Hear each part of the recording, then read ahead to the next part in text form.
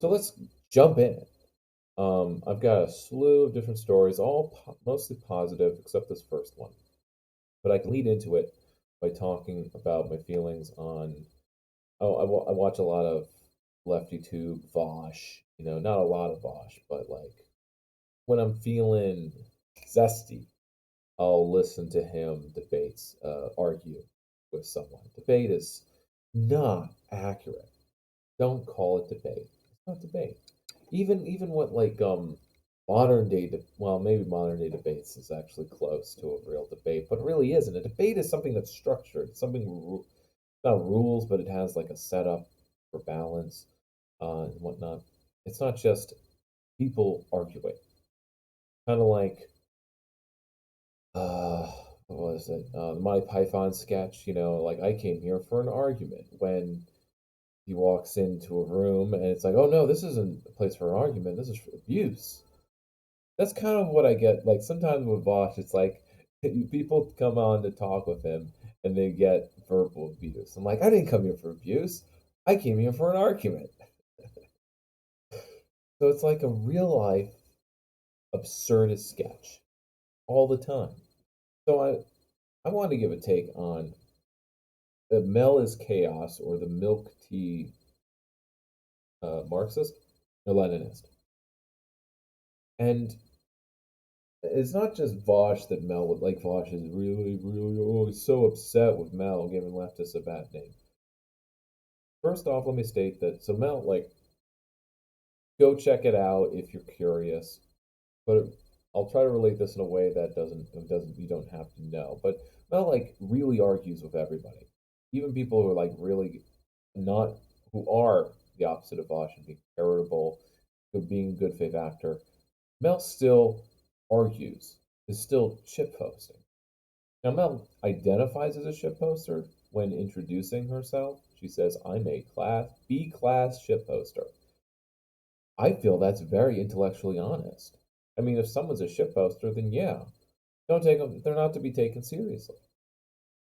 And yet, Mel's kind of main thing is to fight to be taken seriously.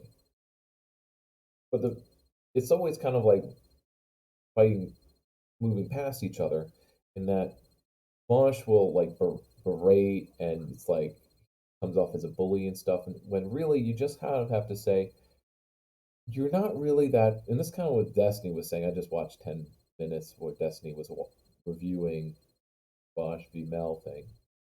And he points out, like, yeah, Mel is not good at arguing her point of view. She has, at times, a valid point of view, but she is not good at arguing or explaining it. And this is something that kind of comes from practice and an education.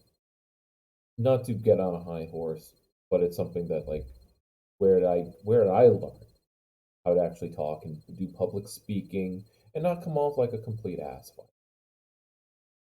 Um, so I came through the atheist movement, right? Where when there were debates, they were actually like held in colleges and they were on, Q time and stuff.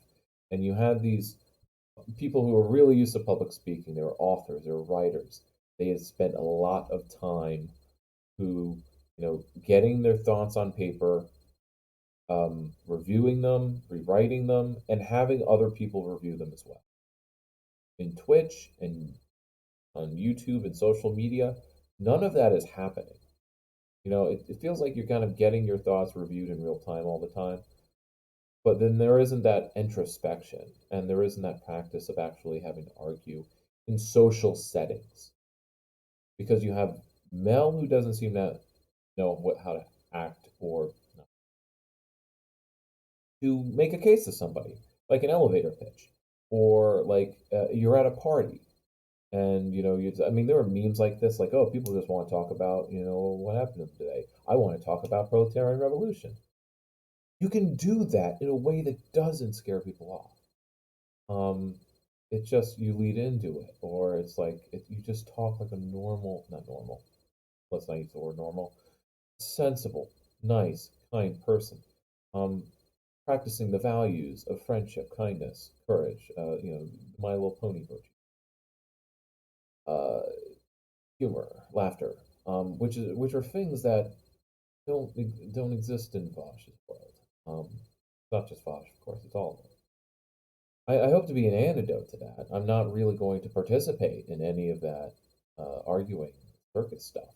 Yeah, it's what gets the attention, and of course, that's the thing. Leftists don't get attention because we're not making a circus of ourselves, or when we do, we are just not taken seriously, like when doing performance art or direct action.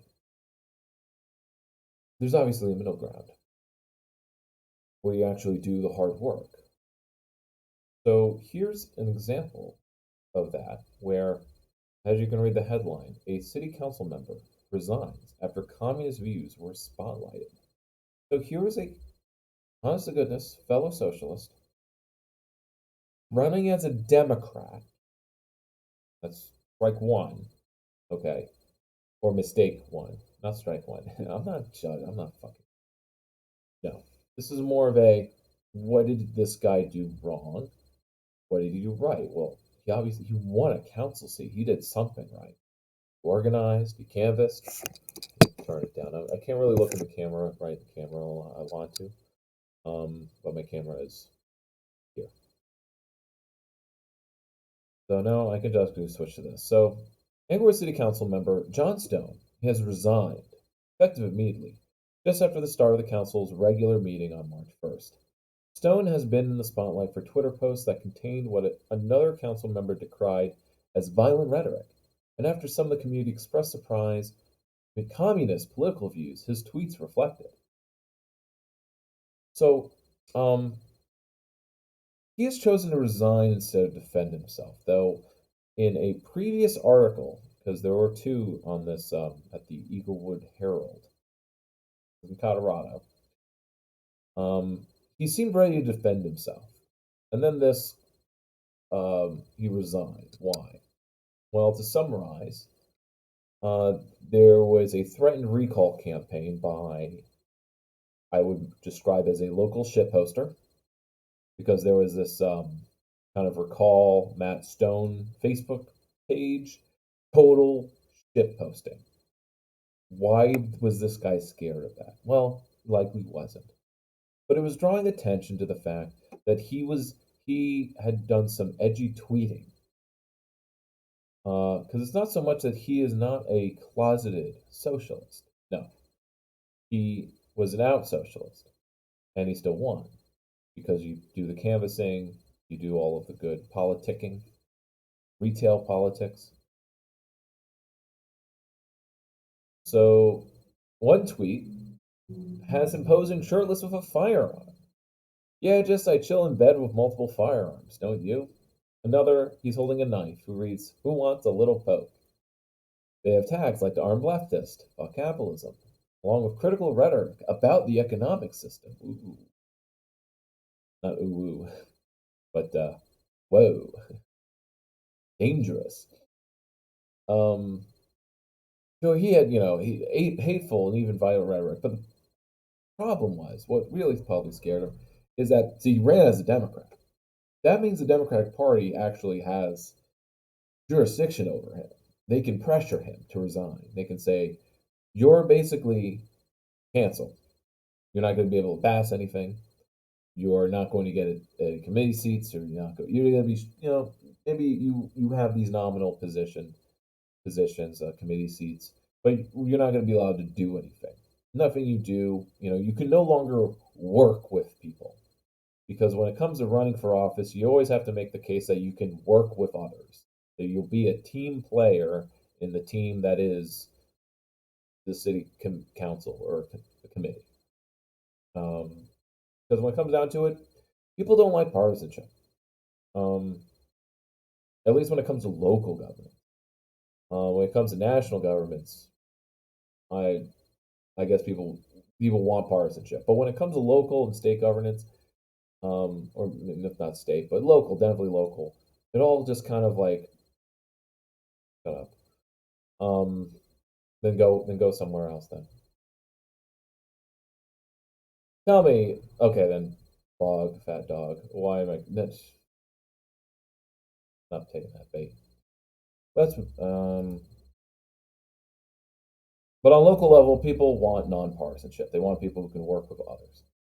In the days leading up to the meeting, an apparently anonymous Facebook page called Recall John Stone was created. So, literally in a week's time. Prisoner Stone stepped down, and so then he does so. In an interview last week with Colorado Community Media, Stone, who won an at large seat at the city's 7 member council, said he uses communist to describe his views. I'm a communist. I'm open about it, he says on Facebook. I was open about it when I was campaigning. Good for him. I think it would have been really shameful if he was closet socialist, runs as a Dem, and it's like, yes, I'm working on the inside, and once I'm in there, then I can reveal. But like many other Englewood Democrats I've spoken with, I feel duped. Let's see, this was a who are they talking to in an interview? In a since deactivated Twitter account, Stone, who has listed himself as a labor organizer, identified himself as an anarcho socialist or an anarchist socialist. Like many other Englewood Democrats I've spoken with, I feel duped by Member Stone's dishonesty. Contrary to his false claims, he never disclosed his extreme views or that he is an anarcho communist to the citizens of Englewood. This is Fraser. Let's take a step back. Who is Fraser? Jeff Fraser is a Englewood resident and Democrat who basically blew the lid by basically sending an angry letter to the county Democratic Party. So somehow, the Democratic Party in the county was shocked, despite that Stone says that he was open when he was running. But it doesn't matter how you run uh, when you're running, I mean. But as a party line, if you run as a Dem, you have to toe the Democratic line. And Democrats don't actually want socialists in their party. Democrats who are registered as such will vote for you. But the party structure itself, they're they're an enemy. Or they see you as an enemy. They're not going to want to work with you. Stone defends himself that he does community defense. He identifies himself as a community defense partner, community defense against neo Nazis. He does not illegally carry firearms and so on. But still, he resigned anyway.